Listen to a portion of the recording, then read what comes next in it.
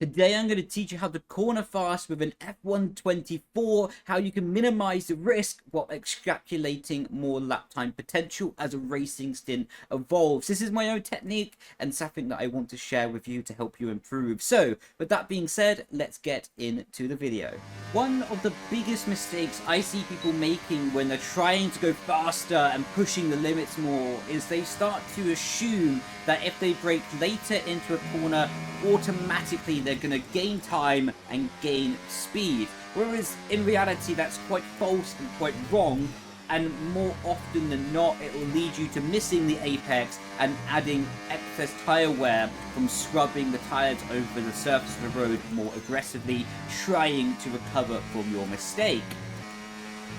It's something that's easily done. I've done it before, and I think it's a situation that is always going to be happening by braking too late and then missing the apex. But today, I'm going to be teaching you a method that I use within my own racing to make better judgments of how the grip is evolving during a racing stint and how I can adjust my driving lap to lap to minimize the chance of mistakes and maximize the chance of basically going as fast as I can. Something within my own technique that I'm teaching you today is going to be braking at a certain point going into the corner, and in today's video we're going to be using the hairpin that starts sector 2 at Jeddah, as the marker board is very defined on the right hand side of the track, and it's a very easy place that you can be adjusting your braking going into the corner. Of course, it's applied every corner with a braking zone, so you want to be carrying this technique all around the calendar of F124. So today, what I'm going to be teaching you will be braking at the 50-meter board, and then how you can start releasing the brake pedal earlier and earlier and earlier going into the corner, so you can build up a mental image and a mental algorithm of how much grip you have, and then by releasing the brake pedal at a certain point, then knowing how much you can push the initial braking point later and later into the corner. So now we're arriving to the corner, so I can show you the example live and true. So 50 meters for the corner, hit the brake and releasing the brake pedal at the apex curbstone. So that was quite standard, quite simple, and quite easy to understand, is that we just arrived to the corner at the 50-meter board on the right hand side. Then we started braking and getting the car trail braking all the way to the apex curbstone, and this is what we've done right now, releasing the brake pedal at the apex of the corner.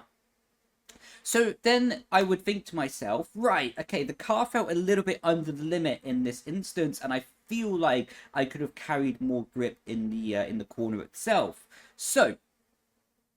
what I'm going to start doing is releasing the brake pedal a few meters earlier and taking it in about 5-meter steps. So one lap, I would release the brake pedal 5 meters earlier than I did the previous lap, and then I can make a judgment call on how I feel about the grip. What I'm looking for in this moment is quite simple, and that's going to be, is the front tires starting to understeer over the surface of the track and not giving me the rotation that I'm desiring. So because then, on the first instance, we brake at our baseline point, our neutral point, what is going to be our reference point as well. And then the second lap, I started to release the brake pedal 5 meters earlier while braking at exactly the same point. And providing the car is still turning and being on the optimal racing line in a way that I feel controllable and balanced, then I can make an algorithm in my brain by saying, okay, I released the brake pedal 5 meters earlier than the previous lap, and my car was still rotating very efficiently around the corner. So by using those two factors, then instead of braking initially at the 50-meter board like we did for both examples, then it's allowing me to have the mental sort of confidence and the mental structure and the mental image of where we can brake for the next lap. And I can say to myself, right, okay, providing the track is the same condition as it was last lap, i.e. that the track is still dry and there hasn't been too much tire drop off or a situation with dirty air, providing it is just me and the track and the grip conditions are very stable compared to the previous lap, then instead of braking at the 50-meter board, then effectively I can start braking 45 meters before the corner, because then I had 5 meters of basically nothing happening on the pedals in my test from the lap before.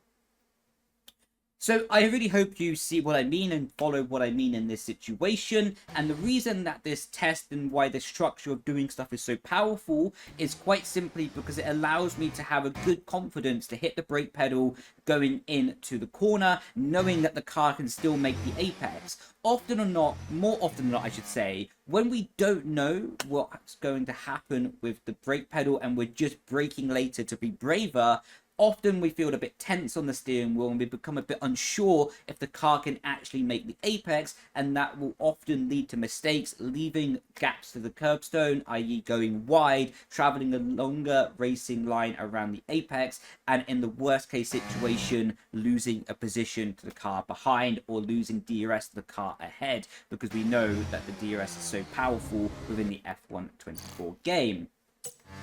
So I really hope that situation can be, well, that example can be useful for you to improve your sort of confidence, to be consistent, and then continuously repeating that situation over the race. And that's what I do basically every single time that I'm unsure if I'm actually on the grip limit of the car during a racing stint especially.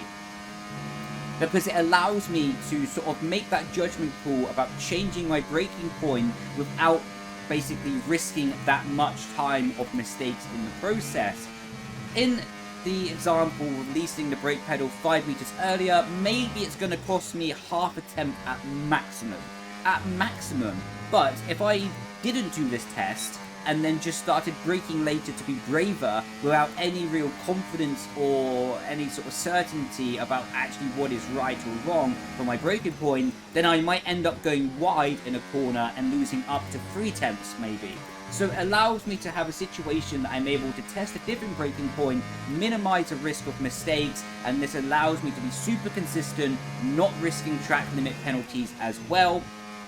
And that is definitely one of my strong points, that I feel in a racing situation that I don't pick up that many track limits and I'm able to control what's happening on my car at all times. Well, hopefully all times anyway. So yes, this has been the point for today about teaching you how to use that brake pedal and how to be using sort of different reference markers, how you can improve along the way. And of course, this is repeatable on every single corner that has a braking zone, and it's something that you can be adjusting with your mental algorithm every single lap of the race to be constantly improving and be constantly gaining pace and performance during the race relative to your rivals. So yes, I don't want to drag out the video much longer because I want to keep this as condensed as possible. So hopefully this video has been helpful, informative to you as well. And if you would like to see any other tutorials, any other sort of things that you would like to be covered on this channel, then I will be more than happy to make that video to try and help you improve as well and help everyone get better at the F1 game. So that being said, that's been my technique, and I've been Brendan Lee, and I will catch you in the next video. Thank you so much for watching, glad to see, and ciao ciao, bye bye.